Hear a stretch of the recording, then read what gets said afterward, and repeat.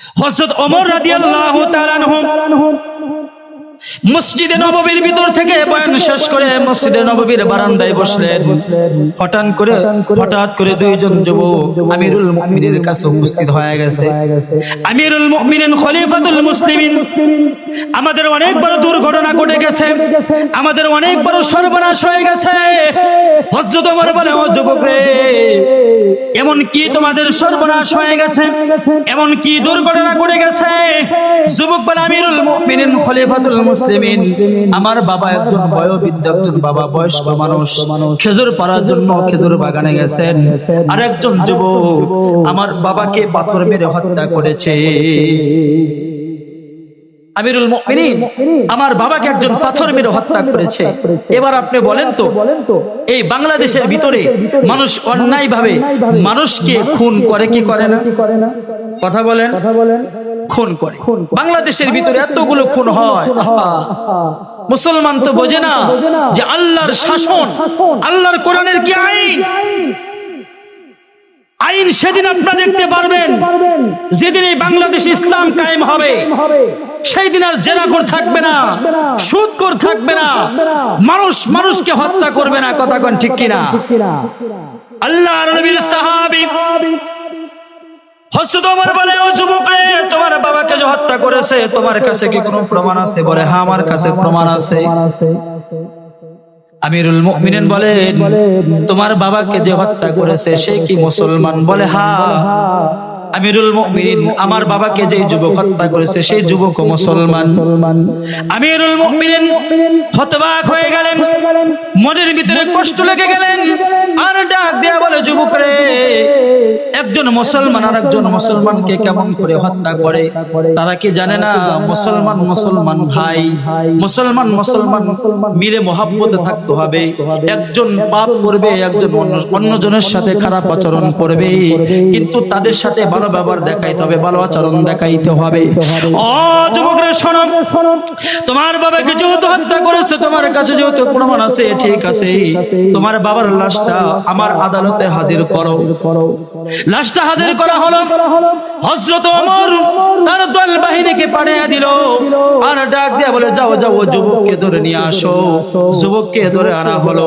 যুবককে ধরে আনার পরেই যুবককে পুষ্ট করে তালহিনা যুবককে দিকে আগাও।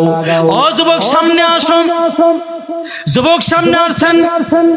আসার পরে যুবককে প্রশ্ন করে, যুবক রে, এই যে দেখো মাটির ভিতরে একজন লাশ শুয়ে আছে, একজন মানুষ শুয়ে আছে, তুমি কি এই লোকটাকে হত্যা করেছো? যুবক বলে, আমিরুল মুমিনিন, হ্যাঁ, আমি এই লোকটাকে হত্যা করেছি। আমিরুল মুমিনিন বলেন, তুমি এই লোকটাকে হত্যা করেছো, তুমি যেহেতু স্বীকার করেছো, তুমি কি কোরআনের আইন জানো? তুমি কি কোরআনের শাসন জানো? তুমি যেহেতু লোকটাকে হত্যা করেছো, কোরআনের আইন অনুযায়ী তোমার মৃত্যুর বদলে মৃত্যু হবে।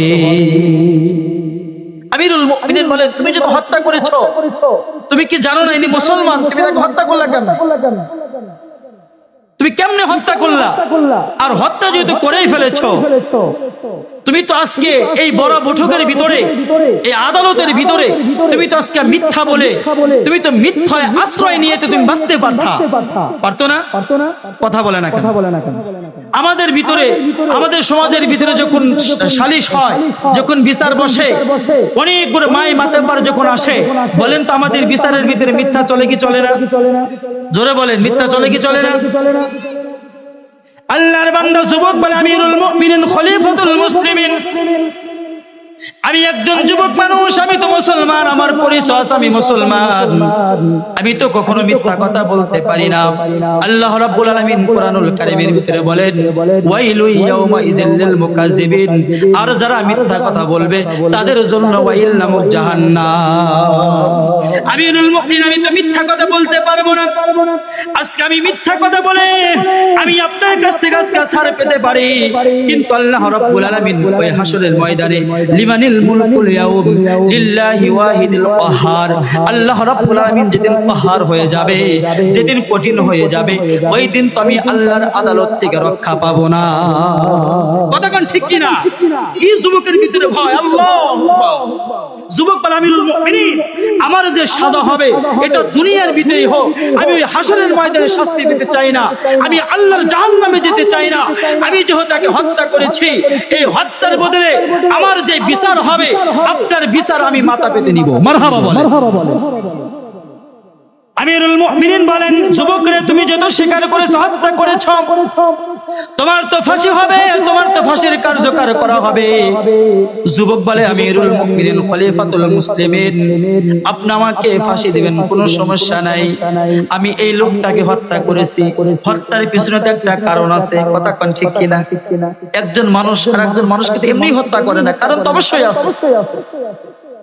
আমিরুল মুমিনিন বলে, ঠিক আছে যুবক, কেন তুমি হত্যা করেছো বলো। যুবক বলে, আমিরুল মুমিনিন খলিফাতুল মুসলিমিন, আমার বাবা অনেক বছর আগে আমার বাবা অন্ধকার কবরে গেছে। আমার বাড়িতে আমার একজন মা আছে, আমার ছোট্ট একটা ভাই আছে। হুজুর, আমার সংসার চালানোর মতো আমি ছাড়া আর কেউ নাই। আমিরুল মুমিনিন, আমি উট দিয়ে ওই মরুভূমির রাস্তা দিয়ে আমি মাল টানাটানি করি। হঠাৎ করে আজকে সারাদিন মাল টেনেছি ওই মরুভূমির ভিতর দিয়ে।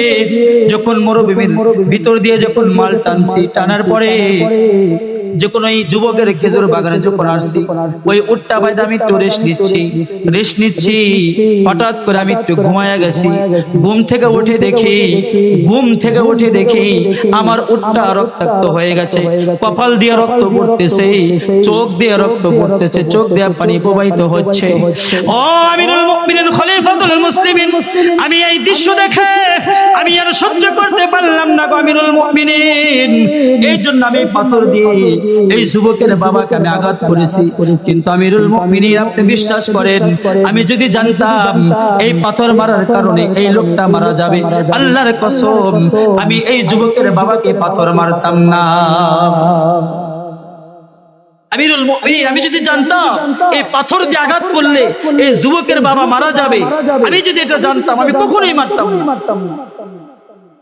আমিরুল মুমিনিন বলে, যুবকরে শোনো, তুমি যেহেতু স্বীকার করেছো, তুমি যেহেতু হত্যাই করে ফেলেছো, কোরআনের শাসন অনুযায়ী তোমার তো মৃত্যু হবে।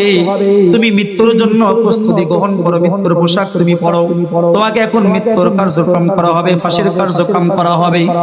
যুবক বলে, আমিরুল মুমিনিন, একটা